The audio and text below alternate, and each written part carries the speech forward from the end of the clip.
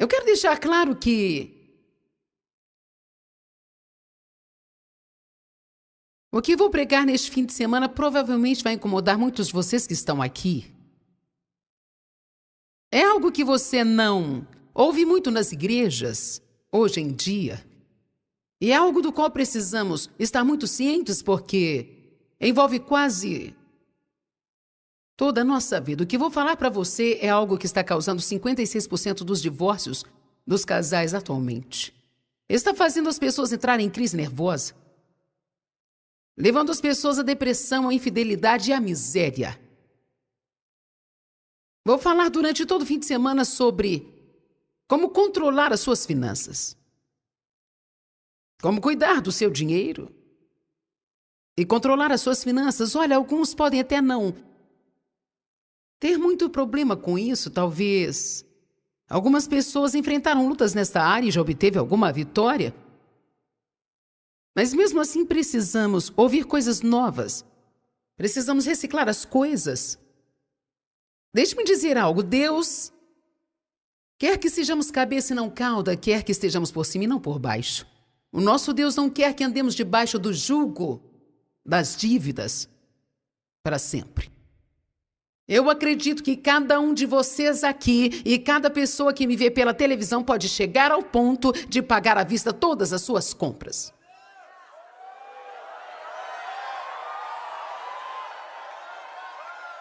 Eu acredito nisso, mas ninguém te tocará com uma varinha mágica para que isso aconteça com você. Sem essa de chegar no altar da igreja e sair arrependendo as suas dívidas.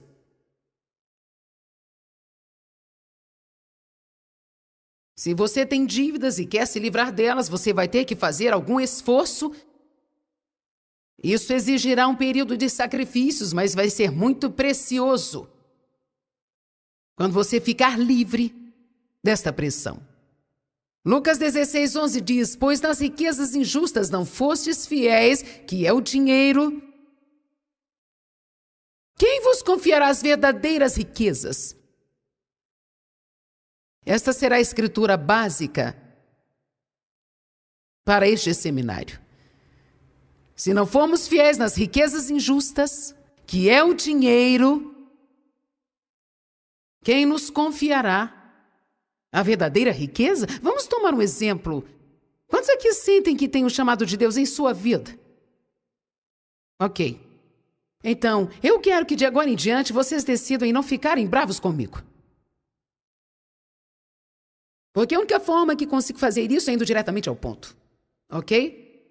Não estou tentando fazer ninguém se sentir mal, não estou tentando trazer condenação a vocês. Eu sei que há muita gente aqui que talvez esteja atolada nas dívidas dos pés à cabeça. Mas de acordo com a palavra de Deus, se não conseguimos cuidar do nosso dinheiro, então estamos mostrando que não conseguiremos cuidar do ministério. Se há alguém aí que concorda comigo neste fim de semana, vou ficar com você e teremos uma sessão particular. E se não podemos lidar com o infiel Mamon, dinheiro, posses e coisas, a Bíblia Amplificada diz, então como ele poderá nos confiar as verdadeiras riquezas? Eu creio que Deus nos assiste para ver como estamos cuidando do nosso dinheiro, antes de liberar as outras coisas em nossa vida. Agora, todas as pessoas precisam vigiar por si mesmas o tempo inteiro. Eu pedi muita gente para orar por mim, porque eu estava pensando, eu não sei como será o ambiente nesta conferência. Porque na hora em que você começa a falar sobre essas coisas, o diabo quer dar a você umas 1000 desculpas. Você realmente não sabe o que eu tenho passado? Eu não tive culpa se isso ou aquilo aconteceu. Sim, há coisas que acontecem. Que é claro que há situações de infortúnio e nem todos se aplicam a esta categoria. Mas veja, eu realmente creio, de acordo com o estudo que eu tenho feito e com os livros que eu li, que você pode chegar ao ponto de estar preparado para qualquer emergência. Não importa qual seja ou a hora, não se trata de onde você está ou o que sente agora no estado atual, trata-se de onde você quer chegar. E quer saber, muitos não ensinam mais seus filhos a lidar com o dinheiro. Na escola, ninguém ensina você a lidar com o dinheiro. Você pode ter 20 anos de igreja e se nesses 20 anos aparecer uma ou duas pessoas no culto da igreja falando sobre como você deve cuidar do seu dinheiro, talvez seria muito. Você ouve muitos ensinos sobre como dar o seu dinheiro, mas não muitos ensinos sobre como consegui-lo. A não ser através de oferta. Mas fora disso, meus queridos, temos que trabalhar e poupá-lo. Temos que aprender a investir. Temos que aprender a não viver além dos nossos ganhos. Todo mundo tenta parecer com os japoneses, mas caso vocês não perceberam, os japoneses estão quebrados.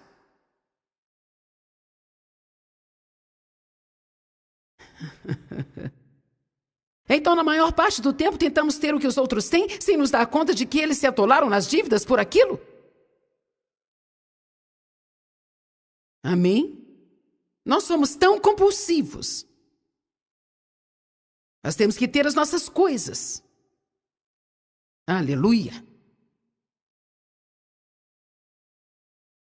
É tão maravilhoso quando você chega ao ponto de inconformismo, ou seja, quando o Espírito Santo te incomoda. E você diz assim, eu não vou viver com esse jugo pelo resto da minha vida.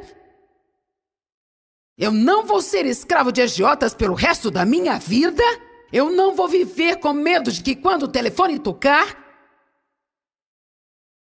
seja alguém me cobrando outro débito, ou a companhia elétrica me dizendo que vai cortar a minha energia. Eu não vou mais viver assim. Deus ensine-me o que eu devo fazer. E me dê graça para continuar em frente, não importa quanto isso me custe. Porque eu não concordo em viver assim mais. Às vezes precisamos ficar bravos para fazer alguma coisa. Algumas pessoas parecem estar em outro planeta, sabe? Esse tipo de... Vamos lá, gente. Bem, isso não é justo. Eu não tive as mesmas oportunidades. Eu não tenho um bom trabalho. Meu patrão não me trata de forma justa. Não estou falando para você ficar choramingando assim por aí.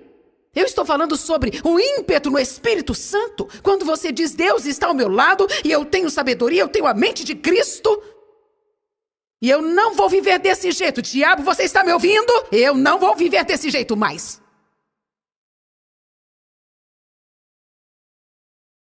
Eu vou chegar ao ponto em que, se eu quiser comprar algo, eu vou ter o dinheiro.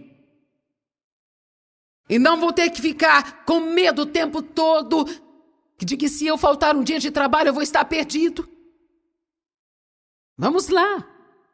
Vou chegar ao ponto no qual eu vou poder ter o que eu preciso e sempre viver em abundância. Sempre ter abundância para ajudar os outros necessitados.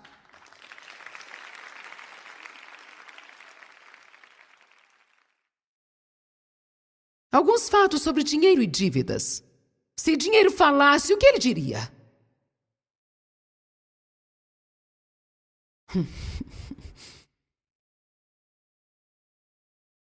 Vamos supor que o dinheiro chegue em sua casa um dia e sente-se no sofá para bater um papo com você.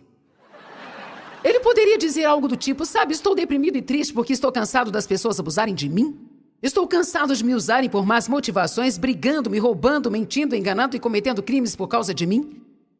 Sou culpado de alguma forma por quase todos os divórcios. Estou cansado de lutar com a cobiça e sobrecarregado. Eu joguei fora quase todo o meu tempo. As pessoas pensam que sou sua segurança e não sou. Agem como se eu fosse seu Deus e eu não sou. Eu gostaria muito que os outros soubessem o quanto eu poderia ser útil se eles me usassem bem e quanto seriam abençoados.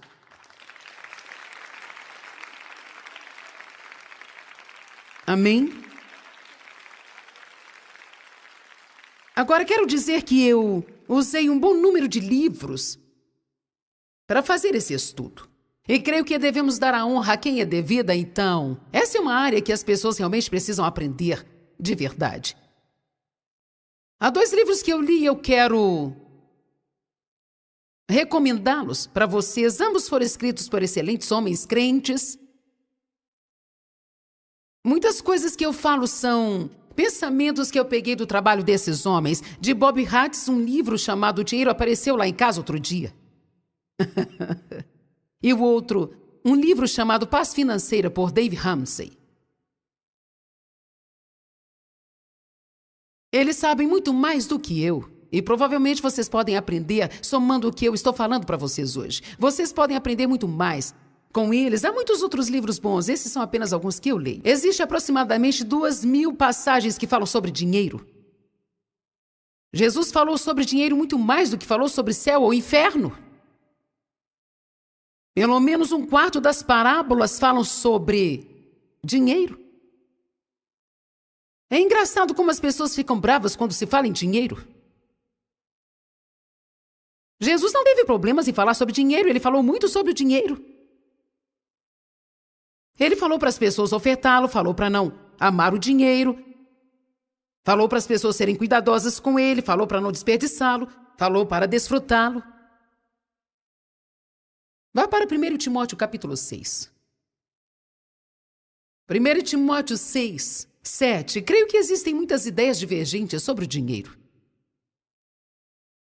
Pois nós não trouxemos nada para este mundo e, obviamente, nada levaremos dele também.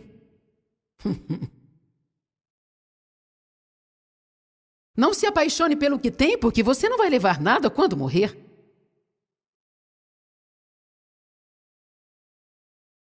Mas se temos alimento e vestimenta, com isso devemos estar contentes e satisfeitos. Não creio que isso quer dizer satisfação ao ponto de não querer nenhuma mudança ou nunca querer ter bem, sabe? Mas parte do crescimento em prosperidade está em ser grato e contente a cada parte do caminho. E isso é ao dar uma porção do que você tem em cada nível no qual está. Não seja daqueles que dizem, bem, quando então eu. Tudo isso é apenas engano, sabe? É um modo de escapar, de fazer alguma coisa no momento.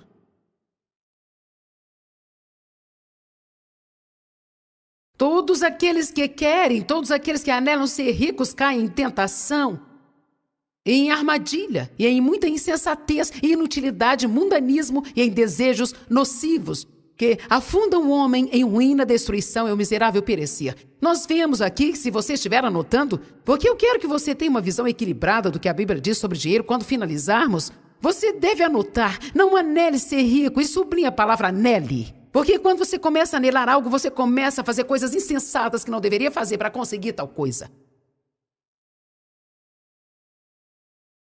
Você não deve ter luxúria por nada. Luxúria não diz respeito apenas a sexo, pode até mesmo ser por um sundae de chocolate.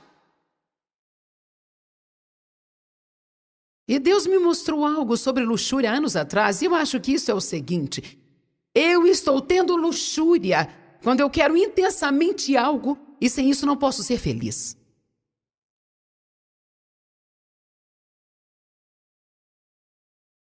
Pois o amor ao dinheiro. Vamos lá, o verso que tem fundado denominações e prejudicado as pessoas. Pois o amor ao dinheiro é a raiz de todos os males. Aqui não fala que o dinheiro é mau, mas diz que o amor ao dinheiro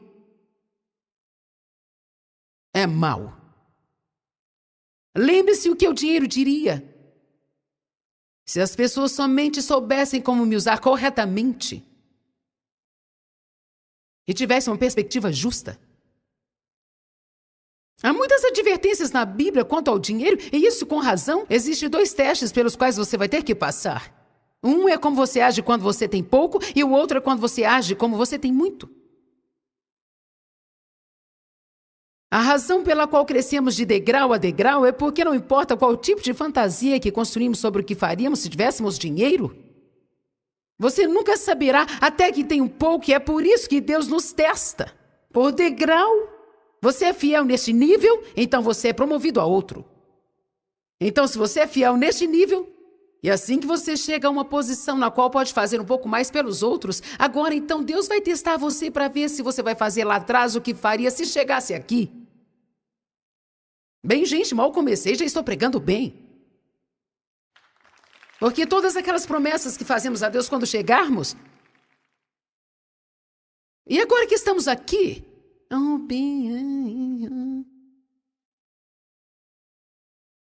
temos que manter os nossos compromissos, cumprir nossas promessas. Aleluia. O amor ao dinheiro é a raiz de todos os males. E nesta cobiça, alguns têm se desviado e afastado da fé. E então eles se afligem completamente com muitos pânicos mentais. James Dobson diz que teve uma grande revelação enquanto estava jogando o jogo do Monopólio, sabe? Ele estava jogando pesado, conseguindo casas e transformando em hotéis, comprando tudo que os outros tinham e tirando-os da jogada. Realmente conseguindo tudo, ou seja, desfrutando de tudo. E logo todos tinham perdido tudo que eles tinham e ele estava com tudo. Na medida que ele foi deixando o jogo de lado, ele começou a colocar os pedaços na caixa quando ele finalmente percebeu algo. Quando nossa vida acaba, tudo que nós ganhamos vai voltar para dentro de uma caixa. E alguém vai aparecer e ficar com tudo aquilo para ele. Por que não passamos nossa vida fazendo algo que realmente vai durar? Amém?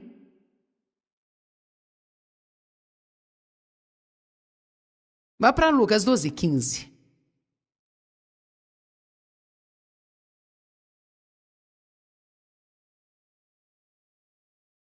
Eu amo o que o apóstolo Paulo disse em Filipenses 4. E eu creio que isso cabe bem aqui nessa mensagem sobre dinheiro. Ele disse: eu aprendi a estar contente. Seja na escassez, ou seja em abundância. Então o apóstolo estava dizendo que houve momentos na vida em que teve necessidades, momentos em que teve mais do que precisava. E ele sabia como lidar com ambos. Quase todas as pessoas que servem a Deus vão passar por um tempo de deserto financeiro.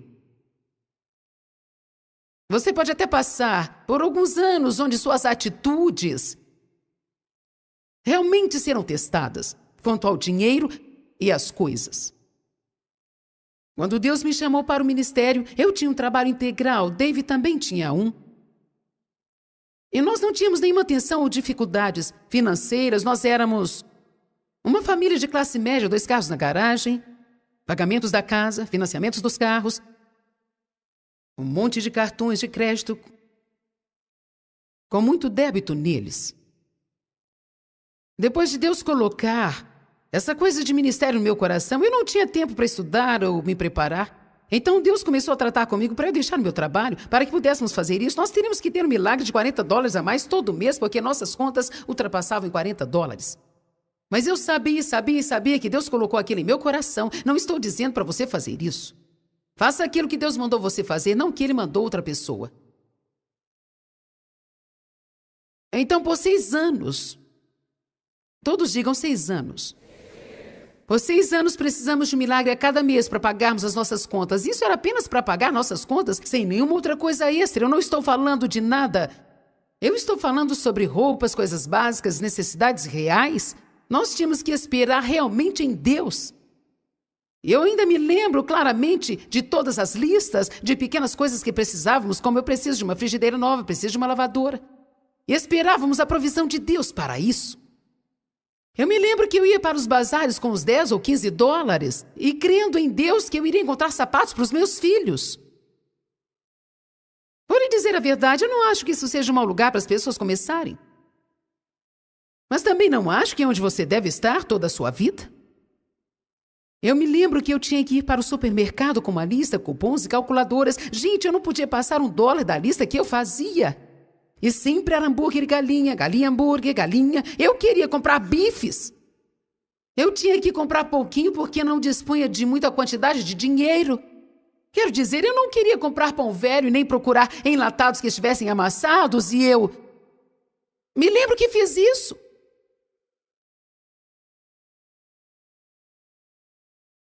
Com algumas oportunidades que eu estou tendo hoje e com os livros que estou escrevendo, um amigo meu me lembrou algo outro dia. Ele disse, sabe, é incrível ver o que está acontecendo em sua vida agora. E ouvir as suas fitas sobre quando você costumava ir para a mercearia ali em sua cidade e você ia para um carrinho cheio de latas amassadas e latas sem rótulos para ver se poderia pagar uns 10 centavos por cada lata e levá-las para casa, confiante em Deus, queria comer uma comida de verdade.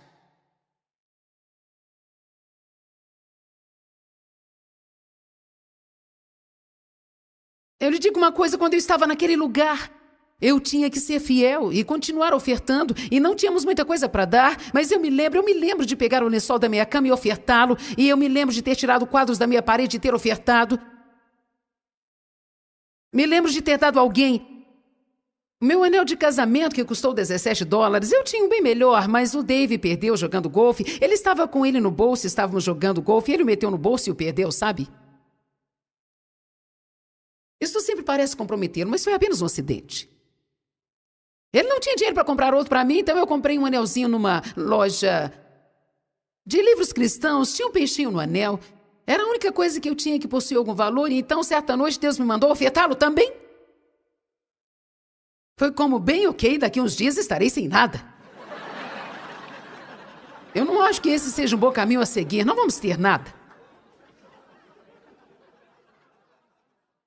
Então eu tive uma grande visão e um sonho no meu coração de fazer o que estou fazendo hoje. Estou procurando latas amassadas. Eu estava lá na mercearia e Deus estava me falando para esquecer o carrinho de compras e todas essas histórias que eu estou contando para você. Mas foi assim que tudo começou e foi importante para mim. Aquele tempo em minha vida é precioso na minha memória, queridos. Não despreze os pequenos começos, meus amados. E quando você está em tal lugar, se você tem ciúme dos outros, você nunca sairá do lugar no qual está? O seu comportamento no deserto determina o tempo em que você vai ficar lá. Se você é fiel no pouco, Deus vai fazer você transbordar.